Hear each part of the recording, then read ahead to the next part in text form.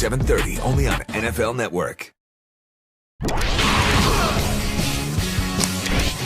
Welcome back to Good Morning Football. We've got your highlights and your previews for action. A big slate of action, of course, coming to you on Sunday. But the Cowboys are coming off a tough first loss of the season. They lost to the Saints in New Orleans last weekend. With more on what they learned as they prepared for Week 5 against the Packers, here's our very own Jane Slater.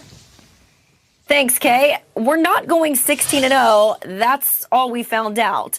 Offensive coordinator Kellen Moore describing that loss to the Saints and sounding about as even kill as the rest of the Cowboys players this week as they talked about that loss. As Moore explains it, he says you can't let one game cost you the next one. In other words, you can't get stuck in a rut. You've got to move on. But he also acknowledged that this is, in fact, a copycat league and other teams are likely going to try and use what worked for the Saints against them, namely the run game. Now, the Packers' run D will have a hard time doing that, given the fact that in their last 3, they gave up more rushing yards than any other team in the NFL, with opponents averaging 5 yards per carry this season. Kay? Thank you so much, Jane. Excited for that one. That might be the game of the week, even though last night's showdown was epic in Seattle. So Week 5 is happening. It's begun. Let's break it down with a round of Name That Game, guys. Grab your Microsoft Surfaces. All right. All of the matchups. 2 teams on a bye.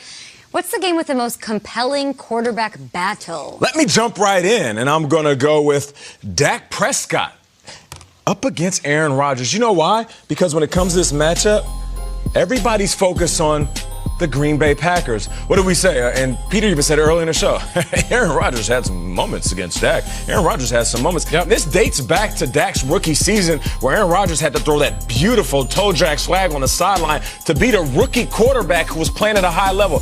Don't you think that Dak Prescott is tired of everybody saying that Aaron Rodgers plays well against me? So how about you go out there, you minimize the Green Bay Packers, and you enlarge your game. Dak Prescott, this is going to be a good one. Has his contract been enlarged yet? Are we still waiting? Still? You're what right. the hell's going on?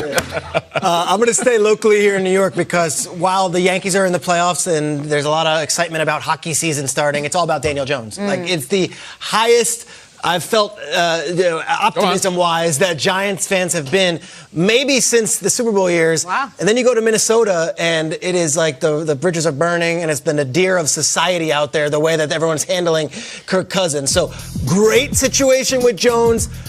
I don't know what to call the situation with Vikings. 2 totally separate situations and different sides of the spectrum. One of these guys is going to be on the top, and one of them is going to be on the bottom after this. And I'm not sure it's going to be that guy in the purple. Peter, have you been watching the NFL? Do you watch the NFL? Do you watch it? Because the quarterback matchup that matters, all anybody cares about is this one right here. Give me the Minshew man versus Kyle Allen. The offseason game. We talked about this for the whole offseason. We knew we were circling this one that Week 5, Minshew versus Allen. No, guys, this is an incredible thing that's going on here. And what's most incredible, whoever wins this game is like a sensation now. Because we're ripping off 3 wins in a row. We're taking charge. The novelty is over. Never mind Cam. Never mind Foles. There seems to be stakes on this thing that not only reverberate this week, for the rest of the season. Gardner Minshew right now, I think outside of Mahomes, is probably the coolest guy in the sport. Wow. Yes, I said you have to watch him. And Kyle Allen says, I don't care. I'm going to beat him. This is the one. I like it. Do you see the monster you've created over there by the bar? The Hammer Man? What's he going? Yes, we're going to shave him, We're right? gonna get to that. We're going to shear him, right? Like a sheep. Come on, Hammer. Some more Minshew man. Wow, look at you. Name the game that has the best one-on-one matchup that you're looking forward to this week. Okay. I'm going to go right here. We're going with the Atlanta Falcons, Houston Texans, and that's Julio Jones versus DeAndre Hopkins. How often do we have a matchup like this where 2 guys can decide how we feel about the best player in their position? And just so you know, guys do think about this stuff. Players do think about this stuff. They can dap each other up. They can be cool in the offseason. But don't think for a second that each individual is walking into this game and just dismissing the fact that we're going to name the best receiver after this one. And I know they can't control all of the circumstances. But if one of these guys goes off, I'm talking 200 yards, 2 touchdowns, and the other one doesn't do much, that could change our perception on their position. I love a good corner wide receiver matchup. I think the pass interference rules makes it a little different than it was Deion versus Irvin, but I still think there are those matchups that really have intensity, and Mike Evans and Marshawn Lattimore. And it goes back, right? They used to get into fisticuffs a couple years ago. These are two guys that play twice a year, every year. They play every game. They don't miss games with injuries, and they are competitors, and they're tough as nails. I love the Evans versus Lattimore matchup every time they play. They're going out of the Superdome this weekend. I like that one too. But I just urge all people to watch the game in London. If you're not watching Khalil Mack, you are missing an incredible show. It is so funny. I sit there watching Khalil Mack and I just laugh at what he does to people. And it's fascinating because the optics of it, Raiders didn't bring him in, and yet they paid all this money for Trent Brown, who has to block him this weekend. There's kind of an old argument that you have sometimes, which is like, if you took a sumo wrestler and made them a hockey goalie, would they be the best goalie of all time because they could just take up the entire goal?